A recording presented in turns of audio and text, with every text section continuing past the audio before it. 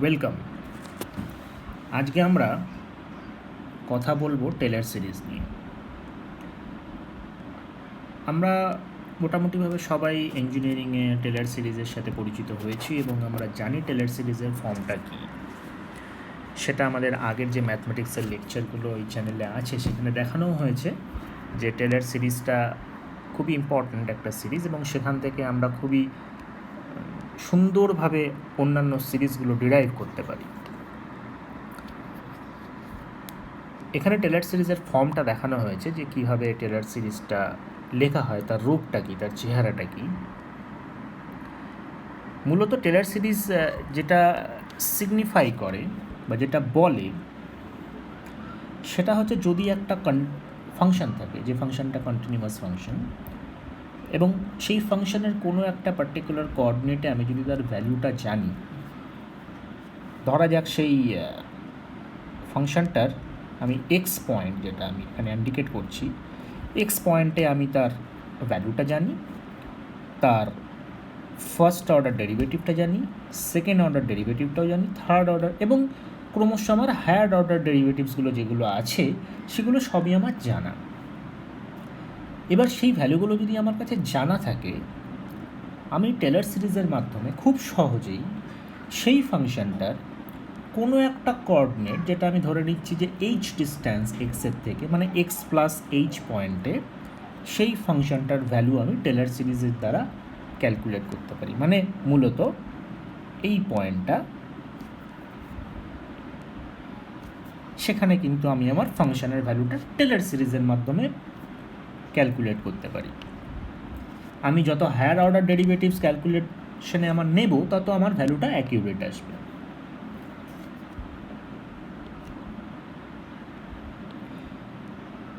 এবার যেটা মেন প্রশ্ন, যে প্রশ্নটার ওপর দাঁড়িয়ে আজকে লেকচারটা তৈরি হবে, সেই প্রশ্নটা হচ্ছে যে আমরা খুব ভালোভাবে দেখছি যে হায়ার অর্ডার টার্মসগুলো তার বিভিন্ন ডেরিভেটিভসের ফর্মে এই ইকুয়েশনের মধ্যে ঢুকছে বা সিরিজের ফরম্যাটের মধ্যে ঢুকছে, কিন্তু ফরম্যাটটা এমন কেন? মানে আমি যদি ধরি যে এই পার্টিকুলার টার্মটা h to the power 3/3 factorial into third derivative of the function, এমন কেন? এটা কেন এরকম হলো না 3h/3 factorial into F triple dash x? কিংবা এটা কেন এরকম হলো না h to the power cube factorial F triple dash x? কিংবা অন্যরকম কেন পার্টিকুলার এই ফর্মটা বা এই পার্টিকুলার ইকুয়েশনটা কিভাবে আসে, সেটাই কিন্তু আজকে আমাদের আলোচনার মুখ্য বিষয়বস্তু।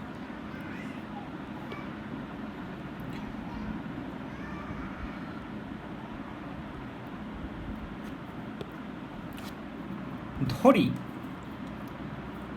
আমার যে মূল ফাংশনটা আছে, সেই ফাংশনটা এক্স থেকে এক্স প্লাস এইচ এর মধ্যে লিনিয়ারলি ভ্যারি করছে। খুব ভালো কথা। যদি লিনিয়ারলি ভ্যারি করে সেই ফাংশনটা, তাহলে নতুন পয়েন্টে গিয়ে আমি ফাংশনটার ভ্যালু কী পাবো? খুব সিম্পল। যদি আমার এক্স পয়েন্টে সেই ফাংশনটার স্লোপ এফ ড্যাশ এক্স হয়, তবে অবশ্যই আমি জানি যে এই অংশটুকু হবে H into F dash x. এটা আমরা সবাই জানি ডেরিভেটিভসের বাট স্লোপের কনসেপ্ট, মূলত জিওমেট্রি। তাহলে এখানে ফাংশনের ভ্যালুটা কী দাঁড়াবে? F x plus H into F dash x. এটা পর্যন্ত কিন্তু আমরা সবাই জানি। মানে আমরা মূলত টেলর সিরিজের প্রথম যে দুটো অংশ, দুটো পার্ট, সেটা আমরা খুব সহজেই বুঝতে পারলাম। এবার যদি এই ফাংশনটা লিনিয়ার না হতো, যদি এটা নন লিনিয়ার হতো, তাহলে কেমন হতো? লিনিয়ার হলে আমার ফাংশনটা এখানে পৌঁছাচ্ছে। আমি ধরছি যে এর পরবর্তী স্টেপে যে নন লিনিয়ারিটিটা এই কার্ভের মধ্যে আসছে সেটা আমার ফাংশনটাকে এরকম একটা জায়গায় পৌঁছে দিচ্ছে।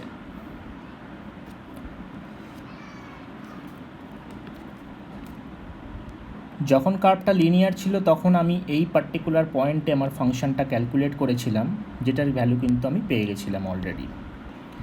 আমার এখন ভ্যালুটা একটু বেড়ে যাচ্ছে, আমি এই ডেল্টা পোর্শনটা কিন্তু আমার ভ্যালু বাড়ছে, যেটা আমাকে ক্যালকুলেট করতে হবে। খুব সুন্দরভাবে দেখাই যাচ্ছে যে আমার যে ফাইনাল পয়েন্ট এখানে আছে সেখানে কিন্তু আমার স্লোপটা চেঞ্জ হয়ে গেছে।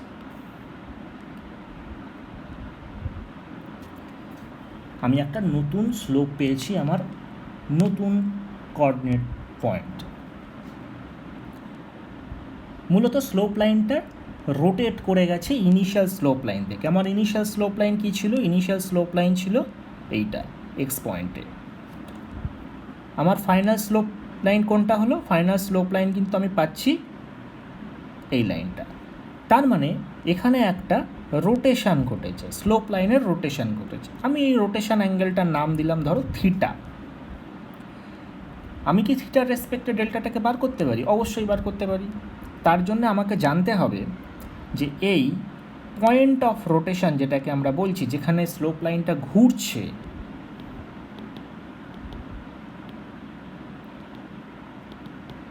এই পয়েন্ট অফ রোটেশনের সাথে এই ডিস্টেন্সটা কত, সেটা যদি আমি জানতে পারি তাহলে আমি S is equal to R theta, যে আমার কনসেপ্ট আমরা জানি বেসিক জিওমেট্রি থেকে, সেখান থেকে কিন্তু আমরা ডেল্টাটা ক্যালকুলেট করতে পারবো। বেসিক্যালি সেটাই হবে আমার ডেল্টা। তার মানে আমার আরটা কত? আর কোনটা এখানে? আর হচ্ছে আমার এই অংশটুকু।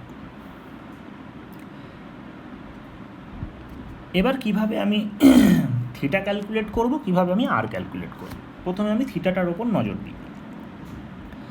যেহেতু আমার স্লোপ লাইনটা রোটেট করে যাচ্ছে ইনিশিয়াল স্লোপ লাইন থেকে, তার মানে আমি বলতে পারি যে X to X plus H এই পয়েন্টের মধ্যে স্লোপটা কিন্তু ভ্যারি করছে, মানে স্লোপ এক্সের রেসপেক্টে ভ্যারি করছে। স্লোপটা কি? স্লোপটা হচ্ছে ফার্স্ট ডেরিভেটিভ অফ এফ। আমি তাহলে আর একটা কার্ভ আঁকি, যেটা হচ্ছে আমার দ্বিতীয় কার্ভ।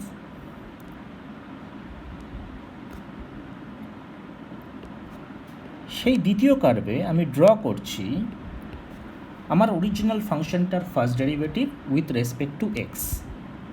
এই এফ ড্যাশ এক্স অ্যাকচুয়ালি কী সিগনিফাই করে? এফ ড্যাশ এক্স কিন্তু আমার সিগনিফাই করে হচ্ছে এই যে স্লোপ লাইন, তার যে রোটেশন, সেই রোটেশনটা এক্সের রেসপেক্টে কীভাবে ভ্যারি করছে।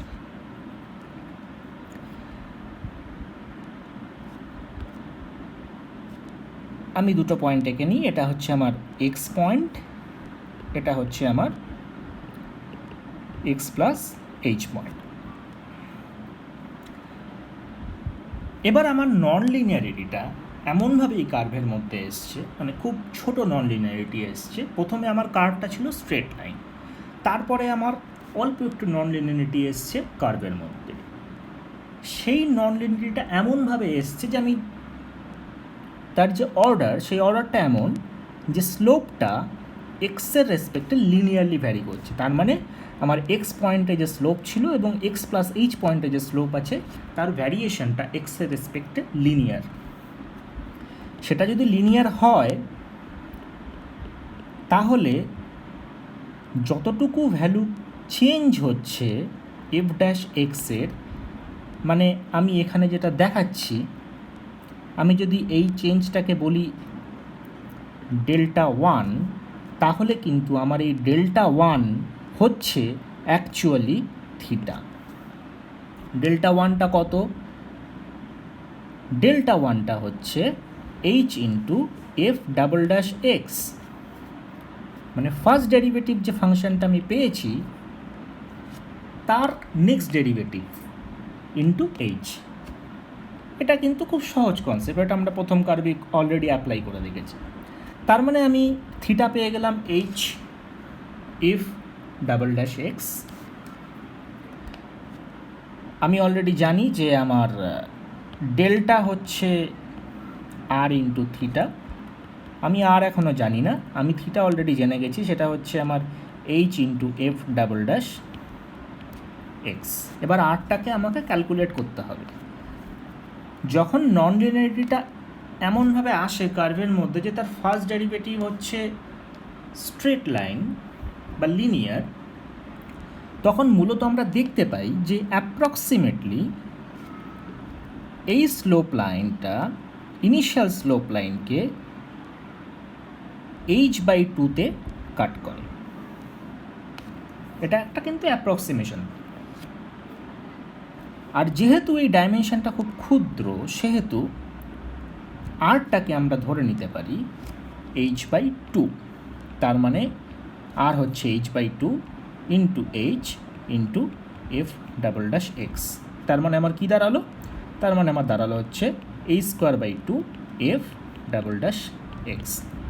তার মানে যখন আমার মূল ফাংশনটা স্ট্রেট লাইন থেকে নেক্সট অর্ডার অফ নন লিনিয়ারিটিতে গেল, তখন আমি পেয়ে গেলাম হচ্ছে আমার টেলর সিরিজের নেক্সট টার্ম, যেটা হচ্ছে h²/2 F double dash x. তার মানে যখন আমার এই অবস্থায় কার্ভটা আছে, তার মানে আমি ধরে নিতে পারি আমার কার্ভের মধ্যে লিনিয়ার পোর্শনটাও লুকিয়ে আছে, যেটা আমরা অলরেডি ক্যালকুলেট করে নিয়েছি, plus next order of non linearity, যেটা হচ্ছে h²/2 F double dash x, যেটা আমরা অলরেডি ক্যালকুলেট করে দেখলাম কিভাবে আসলো। এবার ধরো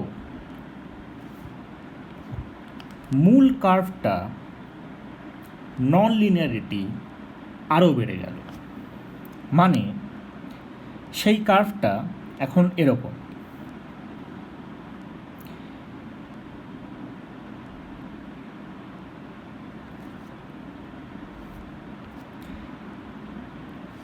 তার মানে তার যে ভ্যালু আমরা অলরেডি, মানে আমরা এবার দেখছি যে আমরা কিন্তু এই পয়েন্ট পর্যন্ত এসে পৌঁছেছি। এবার দেখছি যে তার নন লিনিয়ারিটি আরও বেড়ে গেছে। নন লিনিয়ারিটি বেড়ে গিয়ে সেই কার্ভের ভ্যালুতে আরেকটু অংশ যোগ হয়েছে, যেটা আমাকে ক্যালকুলেট করতে হবে। আমি ধরে নিচ্ছি যে সেই যে এক্সট্রা অংশটুকু যোগ হয়েছে সেটা হচ্ছে আমার ডেল্টা বা ডেল্টা 2। এটা ছিল আমার ডেল্টা 2। এবার ডেল্টা 2টা কীভাবে ক্যালকুলেট করব? এবার দেখো আমাদের যে সেকেন্ড কার্ভ, মানে এই কার্ভটা যেখানে তার ফার্স্ট ডেরিভেটিভ বা স্লোপ লাইনটা লিনিয়ারলি ভ্যারি করছিল, এখানে সেই অর্ডারটা কিন্তু চেঞ্জ হয়ে যাবে। কিভাবে চেঞ্জ হবে? আমার যখন কার্ভটা নন লিনিয়ারিটি আরও বাড়লো, আমি ধরে নিলাম যে আমার স্লোপ লাইনটা এখন এরকম। স্লোপ লাইনটা আরও ঘুরে গেল, তার মানে পয়েন্ট এক্স থেকে x+h-এর মধ্যে যে স্লোপ ভ্যারিয়েশন, সেটা কিন্তু এখন আর লিনিয়ার নেই। মানে এই যে কার্ভটা আমরা ধরেছিলাম যেটা লিনিয়ার, সেটা এখন আর লিনিয়ার নেই, সেটা এখন কার্ভেচার এসে গেছে তার মধ্যে। ধরে নাও সেটার ওপর এরকম কার্ভেচার এসছে।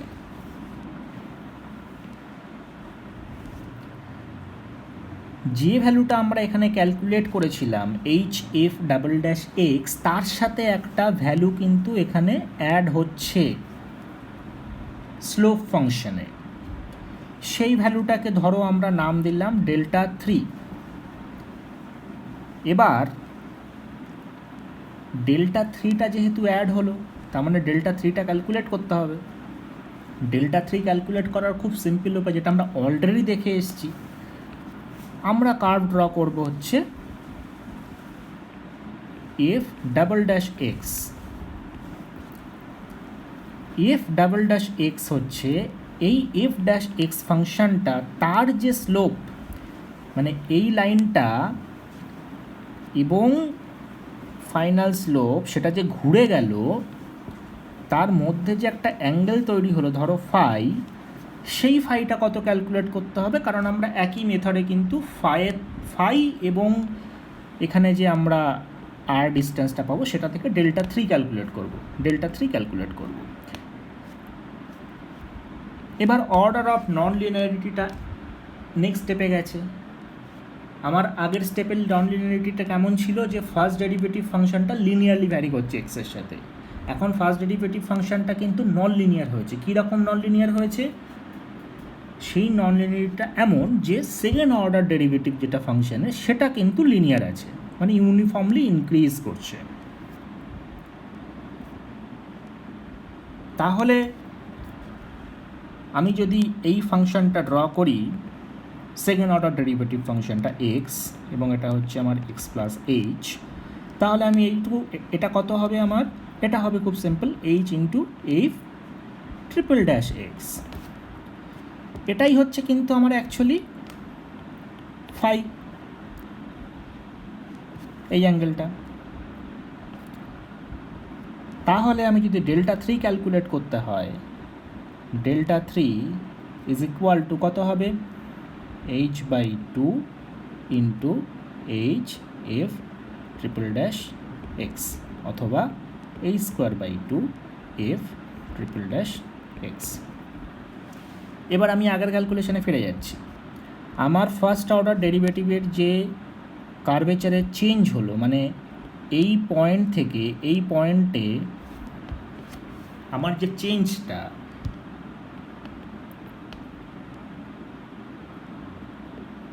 মানে এইটুকু, তাহলে কত হলো আমার এখন? ডেল্টা 1 প্লাস ডেল্টা 3, অথবা বলতে পারি H F double dash X plus H square by 2 F triple dash x. এবার দেখো, আমি যখন এই ইকুয়েশানটাকে এই স্লোপ লাইনে সলভ করছিলাম, তখন আমি কত পেয়েছিলাম? ডেল্টাটা, মানে ডেল্টা এই ভ্যালুটা H square by 2 F double dash x. এবার আমাকে ডেল্টা 2টা ক্যালকুলেট করতে হবে। এবার আমি দেখতে পাচ্ছি যে আমার ডেল্টা 1 প্লাস ডেল্টা 3 আমি অলরেডি ক্যালকুলেট করে ফেলেছি। এবার এই ডেল্টা 1 প্লাস ডেল্টা 3টা অ্যাকচুয়ালি কি? ডেল্টা 1 প্লাস ডেল্টা 3 অ্যাকচুয়ালি হচ্ছে আমার যে এখন স্লোপ লাইন, সেই স্লোপ লাইনটা ইনিশিয়াল যে স্লোপ লাইন ছিল সেই স্লোপ লাইনের থেকে কতটা ঘুরে গেল, কতটা অ্যাঙ্গেল ঘুরে গেছে।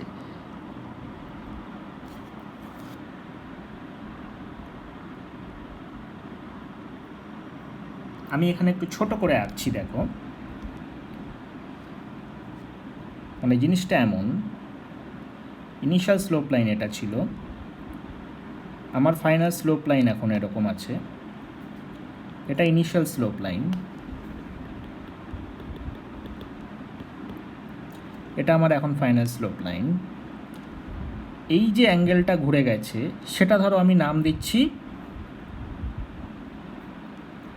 থিটা 1, মানে আমি যদি আগের কার্ভে দেখি সেটা খুব পরিষ্কারভাবে হচ্ছে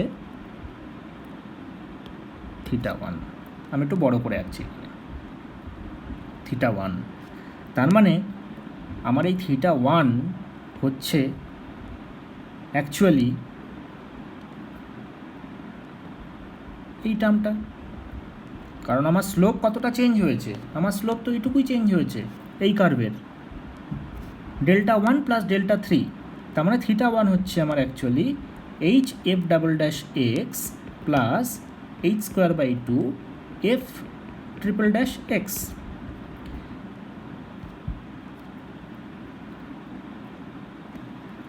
এবার এখানে আমি দেখতে পাচ্ছি যে আমার আগের নন লিনিয়ারিটি যে অর্ডার ছিল সেখানে আমার একটা রোটেশন আমি দিয়ে ক্যালকুলেট করেছিলাম, সেটা ছিল আমার হচ্ছে থিটা। আমি এখন নতুন অ্যাঙ্গেল পেলাম, সেটা হচ্ছে থিটা 1। থিটা 1 হচ্ছে আমার এই অ্যাঙ্গেলটা, আর এটা হচ্ছে আমার থিটা। তার মানে আমি কিন্তু দেখতে পাচ্ছি আমার থিটা 1-এর মধ্যে অলরেডি থিটা রয়েছে। কিভাবে রয়েছে? খুব সিম্পল জিওমেট্রি।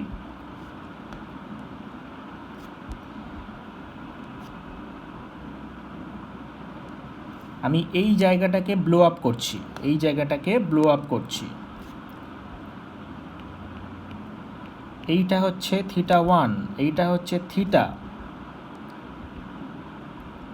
তার মানে আমি ধরতে পারি নাকি যে এটা যদি θ2 হয়, θ1 হচ্ছে অ্যাকচুয়ালি থিটা প্লাস θ2। তার মানে এই θ2টা হচ্ছে আমার স্লোপের চেঞ্জ, যেটা আমি এই নন লিনিয়ারিটির যে অর্ডারটা চেঞ্জ করলাম থার্ড স্টেপে, সেকেন্ড নন লিনিয়ারিটি থেকে থার্ড নন লিনিয়ারিটিতে, সেখানে কিন্তু আমি θ2টাকে অ্যাড করলাম। মানে θ2টা হচ্ছে অ্যাকচুয়ালি আমার measurement of non linearity. Theta already এই ইকুয়েশনে ক্যালকুলেট হয়ে গেছে, দেখো HF'(x). তার মানে θ1 হচ্ছে আমি থিটা HF'(x), আর θ2টা কত? θ2টা হচ্ছে অবভিয়াসলি এইটা h²/2 ইন্টু F'(x). এবার প্রশ্নটা হচ্ছে যে আমরা Δ2টাকে কীভাবে ক্যালকুলেট করব। Δ2 মানে এইটা Δ2 অ্যাডিশনাল যে চেঞ্জটা হলো, খুব সুন্দরভাবে ক্যালকুলেট করতে পারি। আমার থিটাটার জন্য আমি জানি আমার যে লিভার আর্ম বা আরটাকে ক্যালকুলেট করেছিলাম সেটা ছিল h/2। তার মানে ডেল্টা হচ্ছে আমার অ্যাকচুয়ালিতে r ইন্টু থিটা বা h/2 ইন্টু HF'(x), যেটা আমরা অলরেডি ক্যালকুলেট করে ফেলেছি।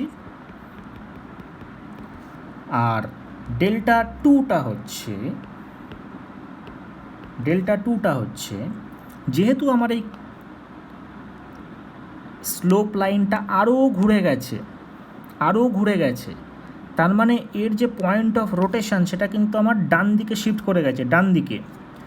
তখন আমি ধরছি যে আমার সেকেন্ড নন লিনিয়ারিটি ডিগ্রি থেকে যখন থার্ড নন লিনিয়ারিটিতে যাচ্ছে, আমি অ্যাপ্রক্সিমেশন করছি যে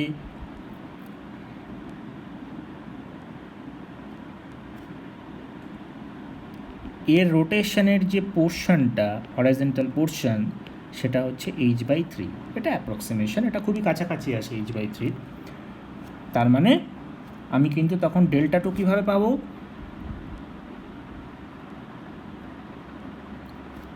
Δ2 হচ্ছে এই যে ট্রায়াঙ্গেলটা আমি দেখতে পাচ্ছি, এই ট্রায়াঙ্গেলের এই যে অ্যাঙ্গেলটা, সেটা হচ্ছে আমার θ2, আর এই পোর্শনের লেন্থটা হচ্ছে আমার h/3। তার মানে Δ2টা হচ্ছে h/3 ইন্টু θ2 বা h/3 into h²/2 into F'(x), বা এটাকে বলতে পারি h³/3 F'(x).